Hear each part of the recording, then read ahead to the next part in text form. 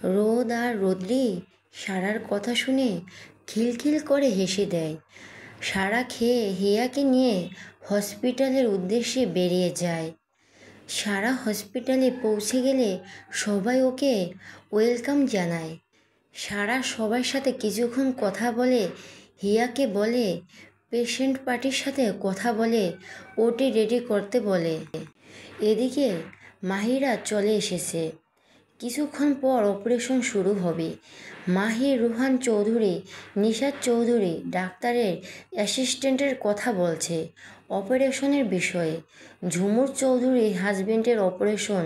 নীলিমা ঝুমুরকে সান্ত্বনা দেওয়ার চেষ্টা করেছে। কিছুক্ষণ এর মধ্যেই অপারেশন শুরু হয়ে যাবে। অপারেশন থিয়েটারের বাইরে তার পরিবারের লোকগুলো অধিক আগ্রহে বসে আছে একটা ভালো খবর আশায়। টানা 3 ঘন্টা ধরে অপারেশন চলে। সারা আজ পর্যন্ত কোনো অপারেশনে অসফল হয়নি। আজও তাই অপারেশন সাকসেসফুল করে অপারেশন থিয়েটার থেকে বেরিয়ে আসে সারা। হিয়াকে পেশেন্ট পার্টির সাথে কথা বলতে বলে ওকে যে কেবিন দেওয়া হয়েছে সেখানে চলে যায় সারা। সারা ঘড়ির দিকে তাকিয়ে দেখে 3টার কাছাকাছি বাজে। এখন ওর বাড়ি যাওয়ার দরকার। সারা ওর সব প্রয়োজনীয় জিনিস আর হিয়াকে সাথে নিয়ে কেবিন থেকে বের হলে একজন নার্স এসে বলে, নার্স ম্যাম, পেশেন্টের বাড়ির লোক একবার আপনার সাথে কথা বলতে চায়। Sara, now I am busy. Nurse, ma'am ওনারা 2 মিনিট কথা বলবে প্লিজ। সারা, ওকে। হিয়া, দেখো তো ওনারা আবার কি বলবে। হিয়া, ওকে ম্যাম। হিয়া একটু এগিয়ে যায় পেশেন্টের ফ্যামিলির সাথে কথা বলতে। সারা ওর ফোনে ইমেল চেক করতে ব্যস্ত হয়ে যায়। হঠাৎ পিছন থেকে হিয়া বলে, হিয়া ম্যাম, এনারা আপনাকে ধন্যবাদ জানাতে এসেছে। রুহান চৌধুরী, অ্যাকচুয়ালি ম্যাম, আপনাকে কি বলে ধন্যবাদ দিই সামনে থাকা ব্যক্তিকে দেখে আর কিছু বলতে পারে না। সারা কারো কথা শুনে পিছন ফিরে তাকিয়ে দেখে তার অতি আপনজনেরা দাঁড়িয়ে আছে। সারা ওদের দেখে তার অতীত আবার তার সামনে মাথা চাড়া দিয়ে ওঠে। নিজেকে সামলে শক্ত করে বলে, সারা, ধন্যবাদ দেওয়ার দরকার নেই, এটা আমার দায়িত্ব ছিল, আসি। রোহান চৌধুরী, সারা মামুনি খুব জোরে বলে ডাকে। রোহান চৌধুরীর ডাক শুনে সবাই এদিকে হন্তদন্ত হয়ে ছুটে আসে। এসে সারাকে দেখে সবার চোখ দিয়ে পানি পড়তে শুরু করে। সারা ফিরে তাকিয়ে বলে, সারা, আর কিছু বলবেন আপনি? পেশেন্ট ভালো আছে, কিছুদিনের মধ্যেই সুস্থ হয়ে যাবে। হিয়া চলো, আমাদের দেরি হয়ে যাচ্ছে। হিয়া, চলুন ম্যাম। সারা হাঁটা শুরু করলে নিশাত চৌধুরী এসে সারাকে জড়িয়ে ধরে বলে, নিশাত চৌধুরী, প্লিজ মামুনি, আমাকে ক্ষমা করে দে। আমি না জেনে তোকে যা নয় তাই বলেছি, এমনকি তোর গায়ে হাত পর্যন্ত তুলেছি। সারা নিশাত চৌধুরী থেকে নিজেকে ছাড়িয়ে নিয়ে বলে, সারা, আপনার কোথাও ভুল হচ্ছে মিসেস চৌধুরী। আপনি যাকে ভাবছেন আমি সে নই, নিজের স্বাভাবিক রেখে। রোহান চৌধুরী, তুই এসব কি বলছিস সারা? জানিস আমরা তোকে এই 5 বছর কোথায় না কোথায় খুঁজেছি। ডাক্তার চৌধুরী যে তুই আমরা কেউ বুঝতেই পারিনি। আমাদের ক্ষমা করে দিয়ে চল না মা আমাদের সাথে। সারা, তখন থেকে কী সব বলে যাচ্ছেন? আমি তো বললাম আমি আপনাদের কাউকে চিনি না। নীলিমা, মামুনি, তুই তোর মামুনিকেও চিনতে পারছিস না? মাহি, ভাবি তুমি জানো আমি তোমাকে কত মিস করেছি। তোমার সাথে দুষ্টুমিগুলো সব থেকে বেশি মিস করেছি। জড়িয়ে ধরে কান্না করে বলল সারা। মাহিকে ছাড়িয়ে নিয়ে বলে, সারা, আপনাদের কোথাও ভুল হচ্ছে। আপনারা যাকে ভাবছেন আমি সে নই। যারা, তুই বলবি আর আমি বিশ্বাস করব? আমি জানি তুই আমার আপু, প্লিজ রাগ করে আর থাকিস না। আরফিন, হ্যাঁ আপু, যারা ঠিক বলেছে, প্লিজ আর রাগ করে থাকিস না। আরাপ, আপু তুই আমার কথাও শুনবি না? সারা কিছু বলবে তার আগে রোদ আর রোদ্রে মাম্মা মাম্মা বলে সারার পা জড়িয়ে ধরে। সারা বেশ অবাক হয়ে ওদের হসপিটালে আসায়। সারা ওদের দুজনকে কোলে নিয়ে বলে, সারা শোনা তোমরা এখানে? মাহিন এসে বলে, মাহিন আমি নিয়ে এসেছি ওদের। সারা কিন্তু কেন? মাহিন রোদ্রি প্ল্যান করেছে আজ বাইরে খাবে আর ওর মাম্মাকে সারপ্রাইজ দেবে তাই। সারা খুব খুশি হয় বলে, সারা তাই শোনা? রোদ্রি ওই ওর মাম্মা দানো মাম্মা ভাই নাকি চকলেট খাবে। আমি ওকে চকলেট খেতে মানা করেছি। চকলেট খেতে তো দাঁতে পোকা হয় তাই না মাম্মা? সারা হ্যাঁ মা, তুমি তো একদম ঠিক কথা বলেছ।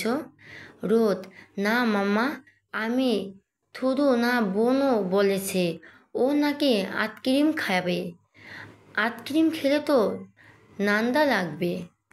রোদ্রি এই পথা ঠেলে আমি তোকে চুপ থাকতে বলছি না রেগে গিয়ে। সারা মাম্মা কিন্তু রেগে যাচ্ছে। রোদ্রি থরি মাম্মা বলেই দুজনে সারার দুই গালে চুমু দেয়। সারা ওদের কাণ্ড দেখে মুচকি হেসে বলে, সারা ইটস ওকে কলিজারা।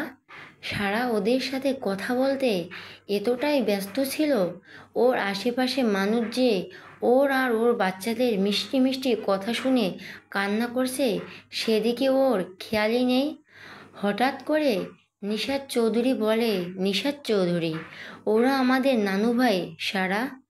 চোখের পানি আর মুখে হাসি নিয়ে কথাটা বলল। রোদ্রে মাম্মা ওনারা তারা কানু করেছে কেন? সারা এনারা পেশেন্টের বাড়ির লোক, ওনাদের বাড়ির লোক অসুস্থ তাই কান্না করেছে। রোদ্রি ওহ কানু করো না, আমার মাম্মা ওনাকে তোলো করে দিবে। রোদ্রির কথা শুনে কান্না করে সারাকে বলে, নিশাত চৌধুরী দিবি না ওদের আমাদের কাছে? সারা অপরিচিত লোকেদের কাছে আমি আমার সন্তানদের দিই না।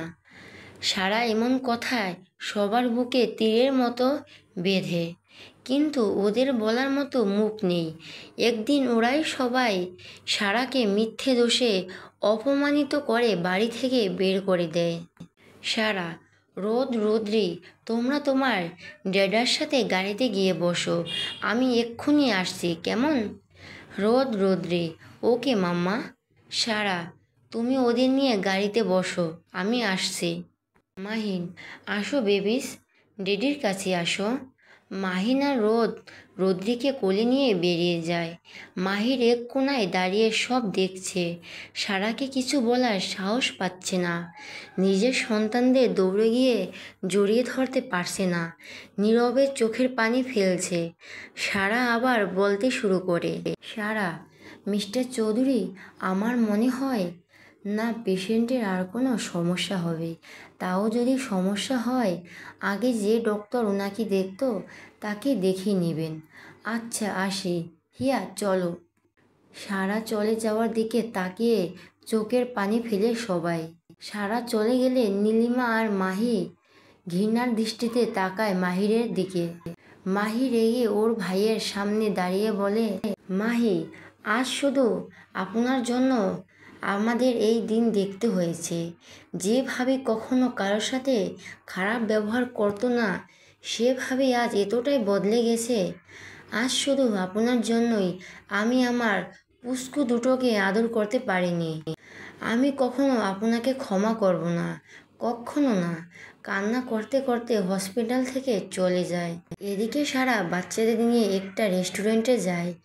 ওদের খাইয়ে একটু আশেপাশটা ঘুরিয়ে দেখিয়ে বিকেলে বাড়ি গিয়ে বাচ্চাদের ফ্রেশ করিয়ে ওদের ঘুম পড়িয়ে দিয়ে সারা নিচে বাগানে হাঁটতে বের হয়। সারা কিছুক্ষণ হেঁটে বাড়ির ভিতরে গেলে দেখে মাহিন হলরুমে বসে আছে।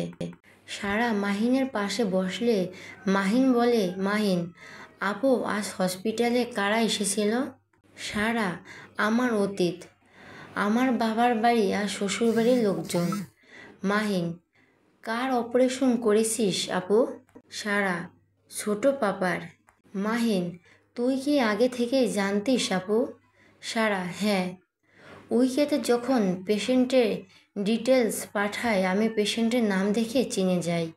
একবার চিন্তা করি অপারেশনটা করব না, পরে চিন্তা করি কতদিন আর লুকিয়ে থাকবো, তাই নিজেকে শক্ত করে অপারেশনটার জন্য রাজি হয়ে যাই। মাহিন, ভালো করেছিস। এবার থেকে সবার মুখের উপর জবাব দিবে। আমার বোনকে আরও শক্ত হতে হবে। সারা, তোর মতো ভাই থাকলে আর কিছুর প্রয়োজন হয় না রে। সন্ধ্যায় সোহান খান বাড়িতে এলে মাহি তার বাবাইকে দেখে জড়িয়ে ধরে কেঁদে দেয়। সোহন তার মেয়ের মাথায় হাত বুলিয়ে দিয়ে জিজ্ঞেস করে, বাবাই, কি হয়েছে? আমার মায়ের কান্না করছে কেন? মাহি, বাবাই জানো আজ ভাবি এসেছিল। বাবাই, কই, কি, কখন? অবাক হয়ে। এর মধ্যে নীলিমা এসে বলে, মামুনি আজ হসপিটালে এসেছিল, আর সুহান ভাইয়ের অপারেশনটাও করেছে। বাবাই, সারা তোমাদের কিছু বলেনি? মামুনি, ও সবাইকে চিনতে অস্বীকার করেছে, কারোর সাথে কথা বলেনি। বাবাই, ও। ছোট একটা নিঃশ্বাস ফেলে। মাহি, জানো বাবাই, ভাবির পুষ্প দুটো কি মিষ্টি দেখতে হয়েছে। রোদ্রি কি পাকা পাকা কথা বলে হেসে হেসে। মামুনি, জানো সারা, ওদের কাউকে কোলে পর্যন্ত নিতে দেয়নি। বাবাই, ওর সাথে যা হয়েছে এর থেকে বেশি আশা করাই তোমাদের ভুল। মাহি, বাবাই পুষ্প দুটোকে বাড়িতে আনবে না? ভাবি মনে হয় কাল পরশুই আবার ইউকে চলে যাবে। বাংলাদেশে এসেছিল অপারেশনটা করতে। মামুনি, তুই জানলি কী করে? মাহি, ভাবির অ্যাসিস্ট্যান্টকে ফোনে কথা বলতে শুনেছি। তারা খুব তাড়াতাড়ি আবার ইউকেতে ব্যাক করবে। বাবাই, কোন মুখে সারার সাথে কথা বলবো বল? দেখি ভাগ্য আমাদের কোথায় নিয়ে যায়। দীর্ঘ শ্বাস ফেলে। বন্ধুরা, আমার গল্পটি যদি তোমাদের ভালো লেগে থাকে তাহলে আমার পাশে থেকো। সবাইকে ধন্যবাদ।